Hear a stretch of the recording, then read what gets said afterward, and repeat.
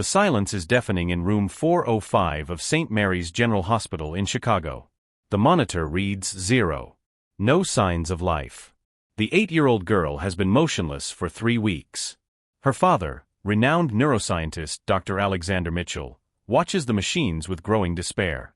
His fortune of millions cannot awaken his only daughter from her deep coma. It is in this moment of total desperation that a humble figure approaches the room's door.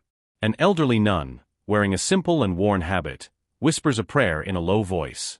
What happens next will shock you to the very last word of this story.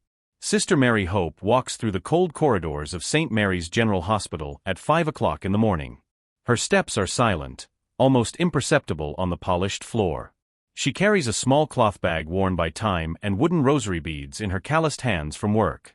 For 15 long years she has dedicated her life entirely to the poorest patients in the hospital's charity ward. People don't know, but she possesses a special gift, a deep connection with faith that seems to touch miracles precisely where traditional medicine fails completely. Dr. Alexander Mitchell is completely different from her. 42 well-lived years, owner of 3 luxurious private hospitals and an impressive fortune reaching millions. He tragically lost his wife Jennifer in a car accident exactly 2 years ago. Since then, his daughter Emma has become absolutely everything he holds most precious in life. The man who used to smile easily now lives completely immersed in cold and calculating science. He hasn't believed in God for a long time. He doesn't believe in miracles at all. He believes only in the precise numbers of machines and the relentless logic of modern medicine. The tragedy came completely unexpectedly on a sunny Tuesday afternoon. Emma was playing happily in the backyard when she fell from a tall oak tree. The cranial trauma was extremely severe, causing serious internal bleeding. 3 long weeks in the best private ICU in the city. The best doctors and specialists from across the country were urgently called for consultations. Nothing has worked so far. The girl remains in a deep coma, and doctors are already beginning to quietly discuss permanently disconnecting the machines that keep her alive. If you haven't subscribed to the channel yet, do it right now so you don't miss these stories that deeply touch hearts and transform lives. Sister Mary always passes carefully through the corridor of private rooms during her morning prayer rounds.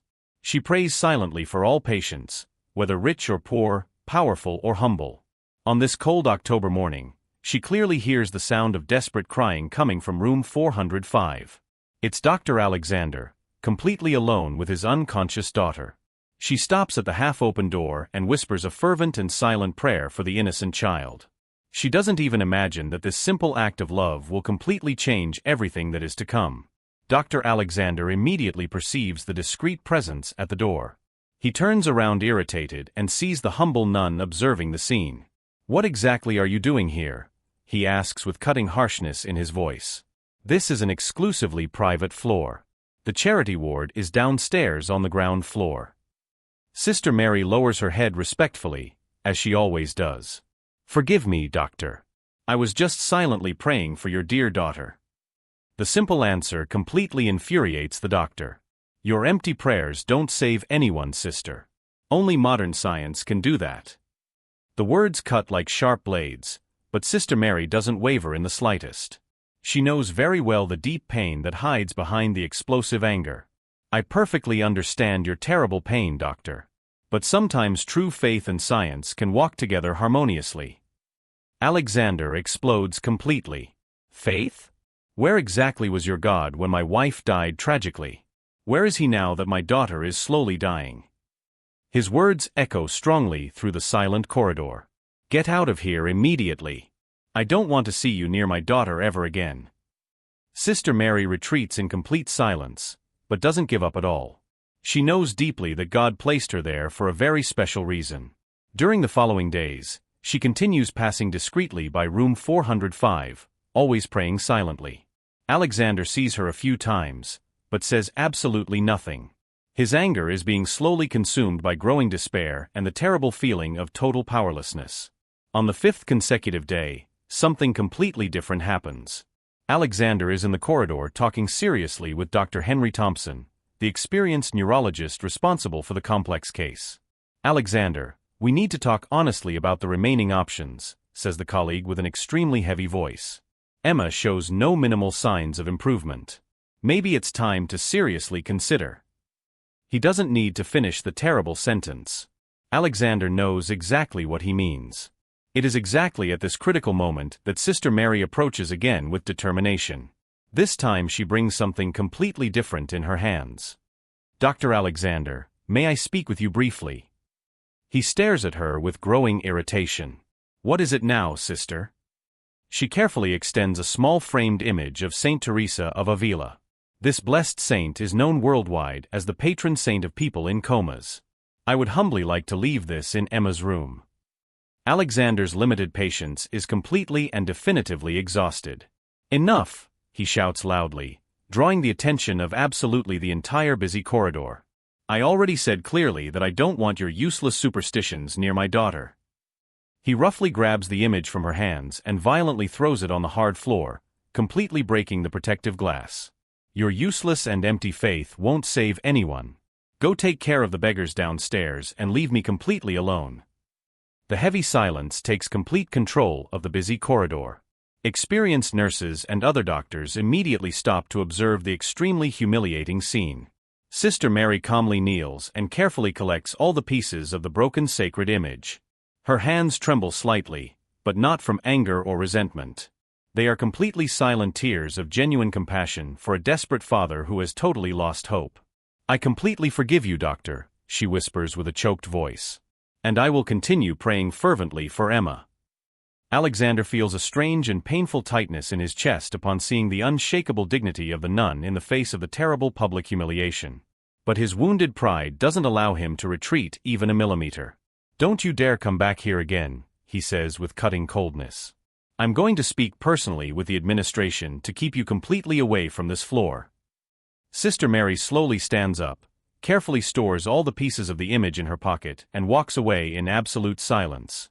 Dr. Henry Thompson observes the entire scene with extreme discomfort and second-hand embarrassment.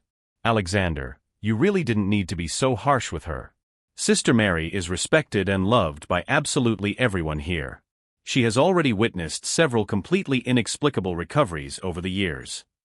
Alexander stares at him with total contempt. "Pure coincidences, Henry. Nothing more than statistical coincidences. Serious science doesn't work based on empty prayers." But something has drastically changed in the hospital environment. In the following days, Alexander clearly perceives that Emma's room seems colder, emptier, more hopeless.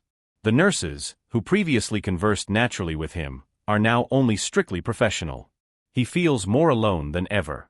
And Emma continues without any response, each day more distant from life. If this story is deeply touching you, leave a like to help me continue sharing these powerful reflections. An entire week passes slowly. Alexander no longer sees Sister Mary in the hospital corridors. He got exactly what he wanted, but a strange and disturbing sensation constantly haunts him. It is in the silent early hours of Sunday that everything changes completely. Alexander is sleeping uncomfortably in the chair next to his daughter's bed when a very subtle noise awakens him. It's an almost imperceptible sound, like a distant whisper. He heavily opens his eyes and sees a familiar figure in the room's shadows. It's Sister Mary, humbly kneeling beside Emma's bed. She whispers prayers in Latin, her hands gently touching the unconscious girl's forehead. Alexander is completely paralyzed. She shouldn't be there. Security had express and clear orders to prevent her from entering. "How exactly did you get in here?" he asks in a low voice, trying not to wake other patients in the silent corridor. Sister Mary turns calmly toward him.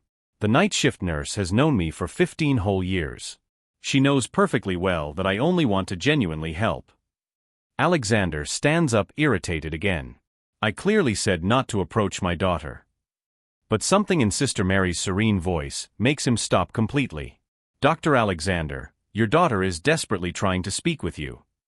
He stares fixedly at Emma, who remains completely motionless as always. "You're completely delusional, sister. She's been in a deep coma for weeks." Sister Mary smiles with infinite gentleness. "Doctors only see the physical body, doctor. But her soul is desperately screaming for help. She is very afraid." The words hit Alexander like a violent punch to the stomach.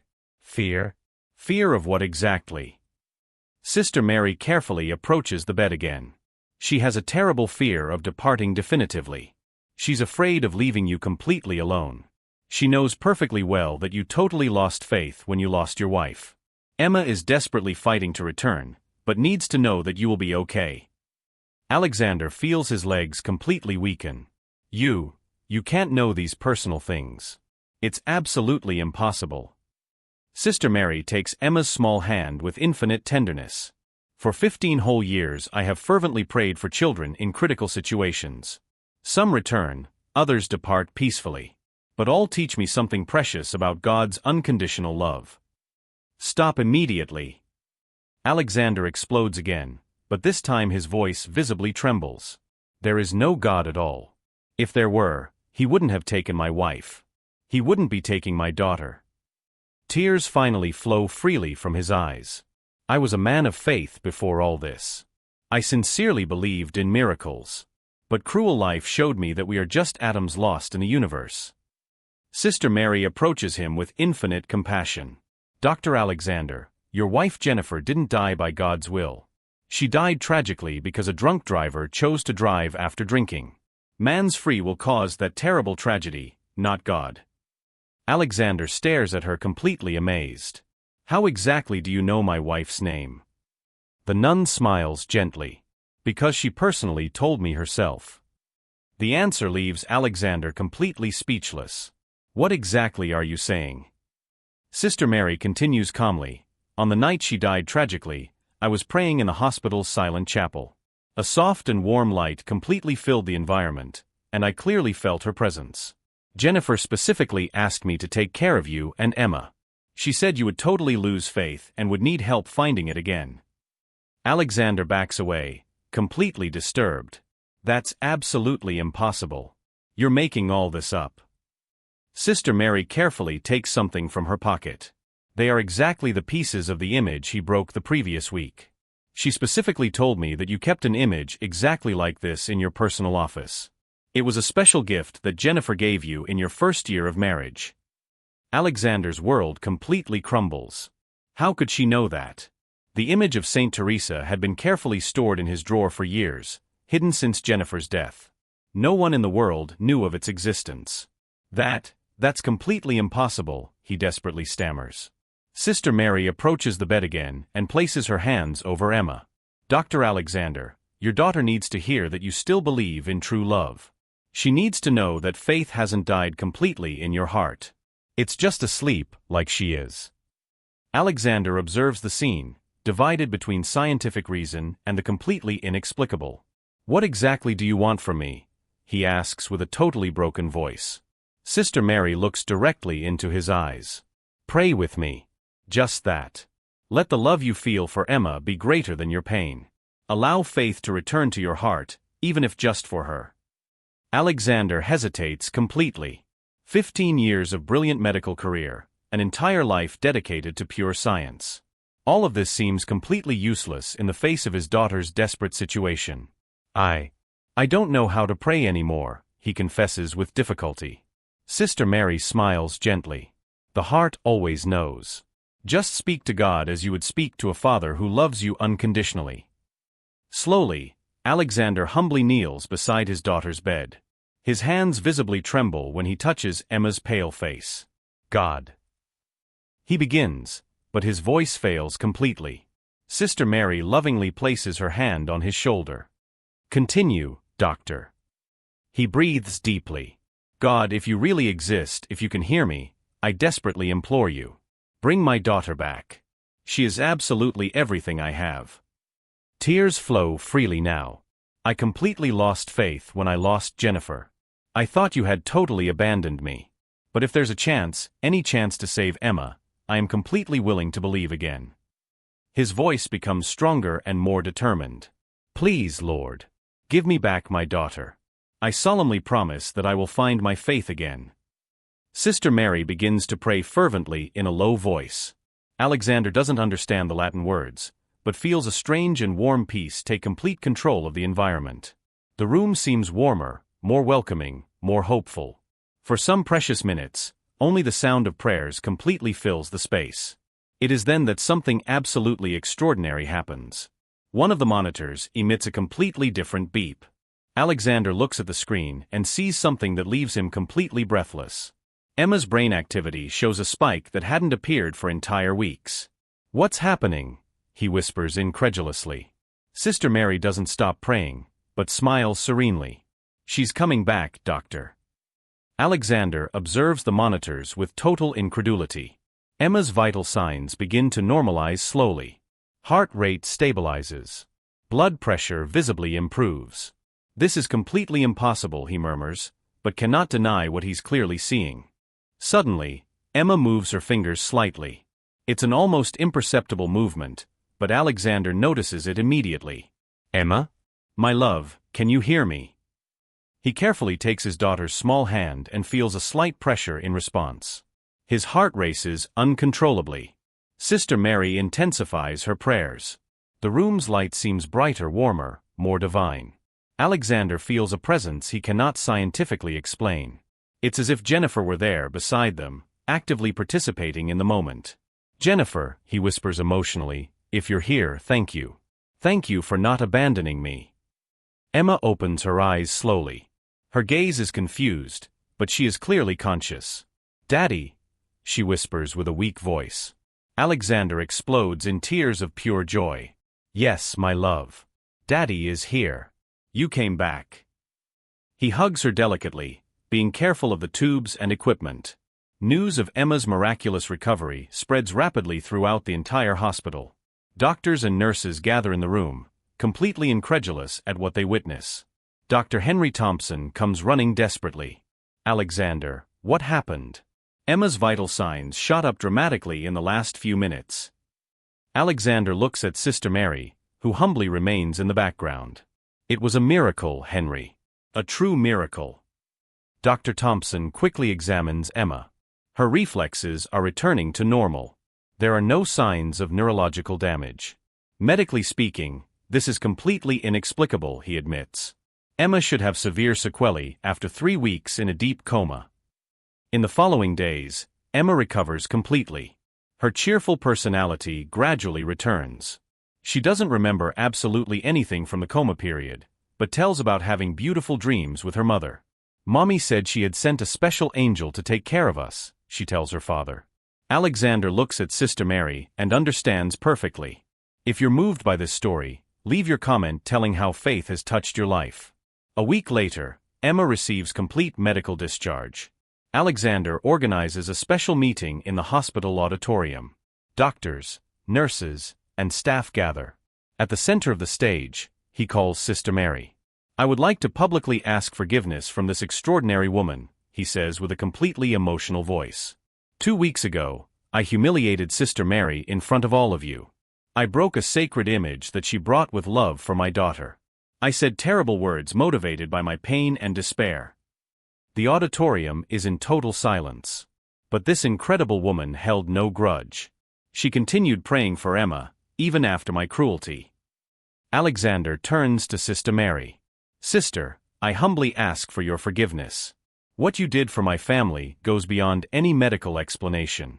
You brought my daughter back and taught me that faith and science can indeed walk together." He kneels before her. "How can I repay what you did for us?" Sister Mary helps him stand with gentleness. "Dr. Alexander, your forgiveness is already more than enough.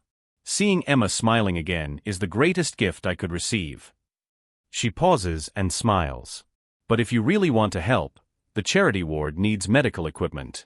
There are many poor children who also deserve a chance." Alexander doesn't hesitate. "Starting today, I will allocate 10% of my hospital's revenue to the charity ward. Sister Mary, I would like you to be the spiritual coordinator of this project." The audience explodes in applause. "And more, I'm going to create a research institute that studies the connection between faith, hope, and healing. Because now I understand that there are miracles that science still cannot explain." 6 months later, the Jennifer Mitchell Institute for Integrated Research is inaugurated with great ceremony. Doctors and religious leaders work together studying inexplicable cases of healing. Sister Mary becomes a respected figure worldwide, consulted by doctors from around the globe. Her humility remains completely intact. Alexander rediscovered his faith, but didn't abandon science. He understood that both can coexist harmoniously. Emma grows healthy and happy, always affectionate with Sister Mary, whom she lovingly calls Grandma Mary. The girl demonstrates special spiritual sensitivity, as if her coma experience had opened a different connection with the sacred. St. Mary's General Hospital became a worldwide reference in humanized treatment. Doctors from other countries come to study the model that combines technical excellence with spiritual care. The charity ward, previously forgotten, now has state-of-the-art equipment and a dedicated team. Sister Mary continues her morning routine, praying for all patients. But now she no longer walks alone through the corridors. Dr. Alexander accompanies her whenever possible, learning about faith and teaching about medicine. They formed an unlikely but powerful partnership, science guided by compassion, faith strengthened by knowledge. Emma's story spread throughout the world, inspiring other doctors to rethink their concepts about healing and treatment. Books were written about the case, documentaries were produced. But for Alexander, the true miracle wasn't just his daughter's physical healing. The true miracle was understanding that humility can be more powerful than arrogance, that faith can complement reason, and that unconditional love can overcome any barrier. He learned that despising the knowledge of the humble means losing precious opportunities for growth and healing. 5 years have passed since that transformative moment. Emma is now 13 years old and is a brilliant young woman, full of compassion and faith. She decided to follow in her father's footsteps in medicine, but with a difference. She wants to specialize in spiritual pediatrics, uniting science and soul care. Dr. Alexander became a worldwide reference in humanized medicine.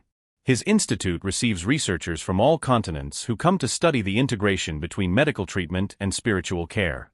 He published 3 books on the subject, all dedicated to Jennifer's memory and Sister Mary's wisdom.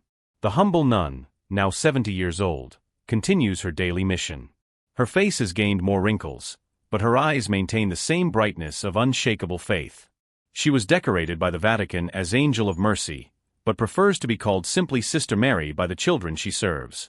Room 405, where it all began, was transformed into a special prayer and meditation room.